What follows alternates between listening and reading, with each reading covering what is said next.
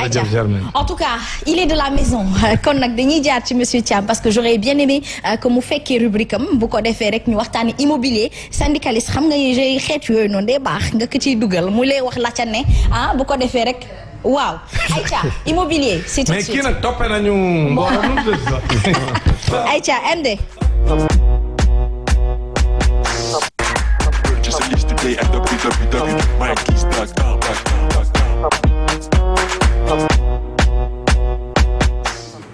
Aïcha mi ngi noonu nag kon monsieur Thiam.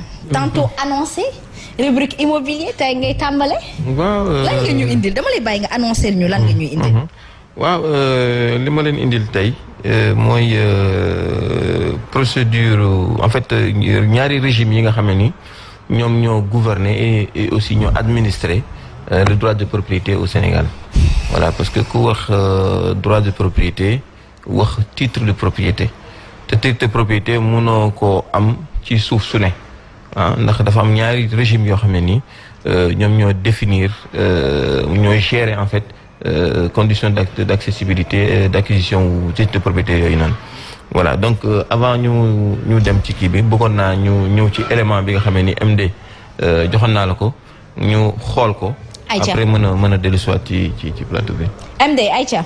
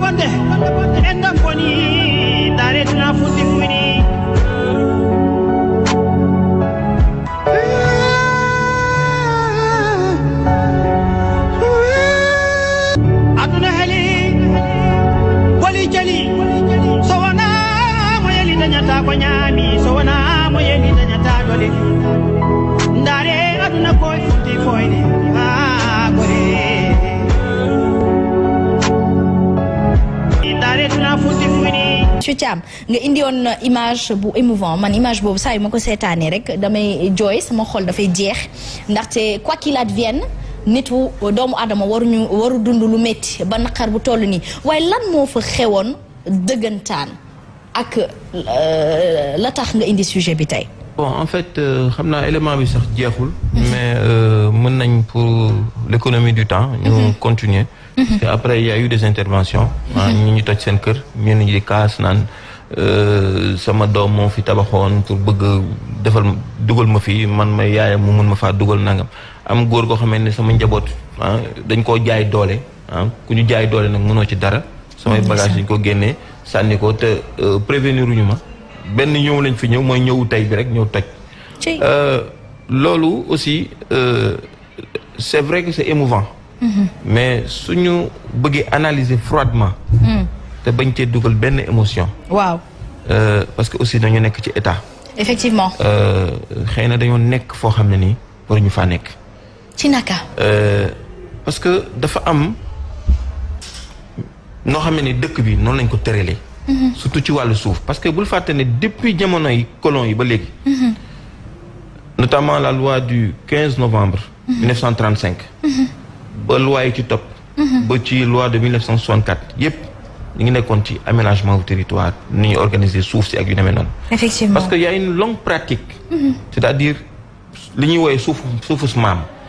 yàgg koo bay yàgg faa dëkk ay royaume sosoo fa ay nguur sosoo fa ba jamono yi dafay créer benn sentiment d'appropriation. ndeysaan te muy dëgg. te état Sénégal bi mu sosoo te suuf si askan wi yëpp moom ko il faut que ñu bàyyi xel génération yi ñëw génération future yi ñëw pour ñoom aussi ñu mën a bénéficier ci suuf si ñu bañ a saaxi suuf si yëpp.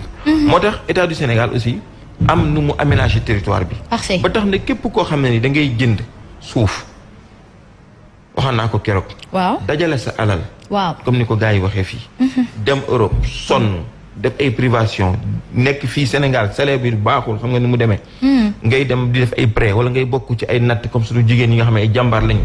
dañuy dem ba seen borom kër yi du ñu am moyen ñuy dem seen natt yi seen tuur yi pour mën a teggi pour mën a am kii soo demee ba téye loolu war nga am daluk parce que ki ngay songal après nar a roo foog moom ci bëre boo xam ne ci wàllu suuf la jëm moo la ëpp doole te nag képp koy bëreel te mu ëpp la doole mu leeral ne soo roofoo ak moom su loxoom duggee sa ngem su la yëkkatee ci kaw nga jëm war ngaa fexe takk sa ngem ba nga xam ne ni loxoom du xaj ci sa ngem loolu ni nga koy defee nag ça passe par forcément nga xàmmee fi ngay jëndee suuf ak fi nga war a jëndee suuf ak lan moo lay taxam moom suuf si lan moo lay taxam moom suuf si li tax nit moom suuf titre de propriété moo koy garantir titre de propriété yooyu nag dafay tënku ci ñaari régime yooyu ci Sénégal fii mooy le régime de l'immatriculation parfait te mooy su bépp suuf koo xamee ni dafa nekk ci taax yi wala ci àll bi te ñu immatriculer ko maanaam mu am immatriculation ñu joxe sañ-sañu nit dëkk fa wala mu bay ko wala mu tabax fa lu dara daal maanaam moom ko am ak moomeel ci loolee te moomeel googu sax muy propriété boo xam ne ni propriété privée la parce que article 15 comme on appelle l'article 15 de la constitution daf ñuy permettre loolu est-ce que tu vois ce que je dis donc constitution maye na nit am droit de propriété privée ci suuf waaye nag fa mu koy moomee loolu mooy wax ji donc régime d'immatriculation boobu noonu mooy bépp suuf ko xam ne ni immatriculé nañ ko soit au nom de l'État muy personne morale de droit public wala personne morale de droit privé est-ce que comprendre nga muy entreprise wala muy doomu aadama bëgg koo jël def ko habitation pour dëkk fa ak njabootam foofu moomeel mën na faa am ci droit de ci titre de propriété te ñaari titre de propriété mooy am foofu mooy titre foncier wala bail emphytéotique deuxième régime bi mooy régime du domaine national muy suuf si nga xam ne ni dañ ko fay bàyyi kenn moomu ko nga xam ne ça relève du régime coutumier mooy li ma la wax léegi suufu maam la. waaw waaye ginnaaw état Sénégal am na suuf si dañ ko fiy ñoŋal pour génération yi di ñëw ndax suñ utiliser lépp kenn du amati fa mu dëkk. ñu koy ñoŋal di ko kii te loolu mu ngi moo ëpp ci suuf si mooy 95% wu suufu Sénégal. d'accord 5% yi rek la nit ñi moom di ko war a jënd ak di ko def transaction. ci loolu effectivement looloo waral sax commission nationale de réforme foncière bi ñu def en 2012 def loi boobu pour déjà xool ni ñuy convertir. yenn papiers yi nga xam ne ni dañ koo amoon ci depuis droit coutumier ba jamono ji ñu mën ko convertir mu nekk ay titre de propriété yoo xam ne dafay légitime. loolu aussi dafa am ay yoon yu ñu war a jaar pour acquérir ko waaw. leeral li ngay wax nii. éviter les litiges fonciers parce que c'est fréquent au Sénégal. tout à fait dafa bari trop au Sénégal. tout à fait jënd naa suuf fii lañ ma jaay parce que sànq vidéo bi émotion moo ci am xam nga waxtaanee nañ ko fii. waaw ma indi fi leeral. suñu naataango taskatu xibaar Cheikh Anta Seck nekkoon ci kër gi tribune li mu ci wax muy journaliste. Il y avait beaucoup de gens qui n'étaient pas d'accord avec moi sur les réseaux sociaux mais émotion la ñuy waxee.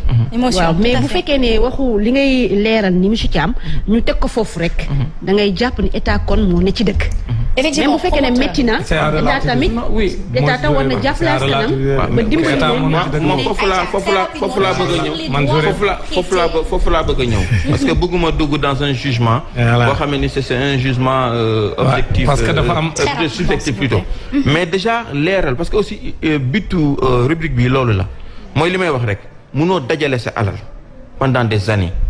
xañ sa njaboot ngir bëgg leen a wutal suuf suñu moomal seen bopp. nga mën faa yar sa njaboot. ba pare sooy ñëw di war koo wut doo seetlu. fi nga koy dugal doo jël temps yàkkamti wala nit dugal la ci kii loolu moo war a ñu indi rubrique bi pour nit ki fi muy teg tànkam mu mën ko xam parce que ki ngay jàkkaarlool après moo la ëpp doole fuuf te su ngeen roofoo su la yëkkatee da ngay jóg. tout à fait kon war ngaa takk sa ngemb ba nga xam ne nii su dugalee loxoom du xaj du fa xaj. est-ce que mën naa poser benn question? comprendre nga maa ngi dégg comprendre nga fi may waxee. d'un autre côté je vois que nit ñaa ngi kaas naan non yërmande ak émotion d'accord naa ci côté boobu parce que aussi état bi politique de 2 poids 2 mesures la ñuy def. parce que soo ko xoolee foofu aussi rek da ngay daal di ŋaññi état bi.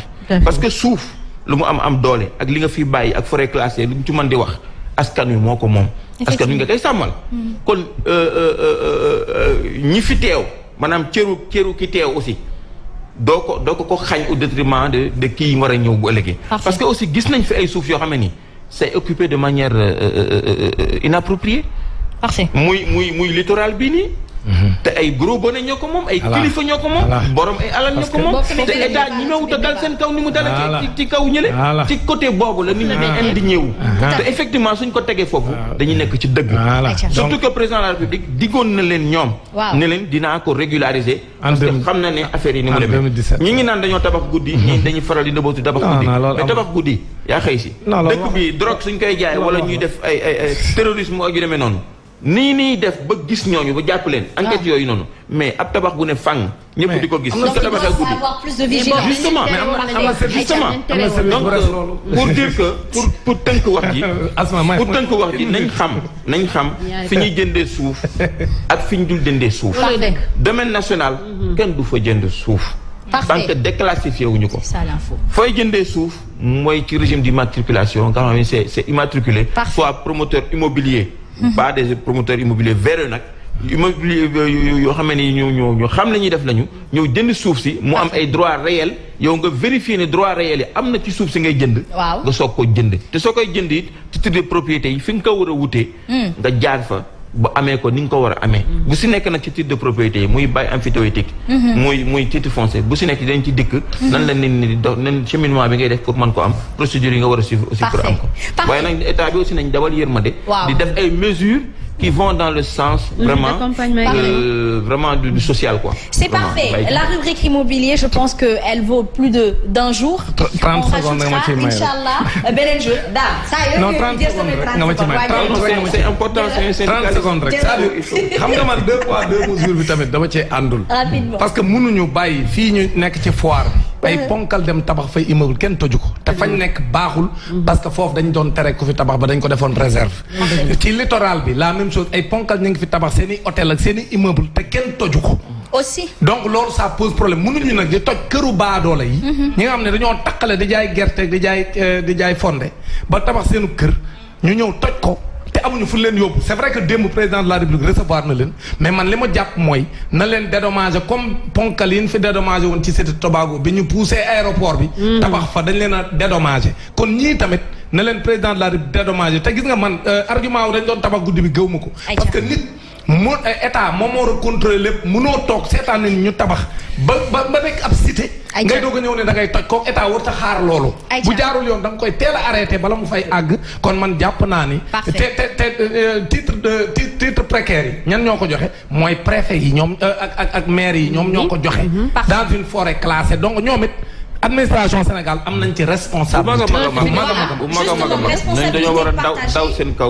responsabilité partagée monsieur Thiam je pense que sujet bi dañ koy wéyal bu ko defee kenn ku ci nekk liñ la war a daane dañ ñu koy leeralal ko askan bi waaye l'info à donner c'est que avant d'investir son argent quelque part ne soyons pas dans l'euphorie de la conquête de la chose d'accord mais surtout dans le long terme la protection de ce qu'on am na ko xam ne ça c'est internet yi parce que li mu laaj ñi dafa am solo parce que soo xoolee la majeure partie des Sénégalais foofu la ñuy jëndee ci délibération la ñuy jëndee mi ngi laaj nan nañ soo ndax mën nañu jënd ci délibération délibération mën nga cee jënd su fekkente ne loo bi nga jëndee loo boobu bi ñu ko lotissé délibération globale la am soo fa jëlee yow da ngay fexe wut sa plan individuel am sa délibération individuelle te loolu bala nga kaa def da ngay dem maire yi ñu won la bureau géomètre nga jël géomètre agréé mu defal la levée topographique délimiter sa terrain ne 150 mètres carrés la wala 300 mètres carrés la loolee aussi soo ko amee muy wane ne sa terrain bi kenn moomu ko yaa fa njëkk a ñëw yaa ko njëkk a jënd su ko defee nga jël loolu dem domaine dem xool ko urbanisme dem vérifier mu la kenn moomu ko nga indi ko commission domaniale ñu valider ko yaa ngi dégg nga soog a pour loolu dinañ ci ñëwaat après ce qui veut dire que mën nañu jënd ci délibération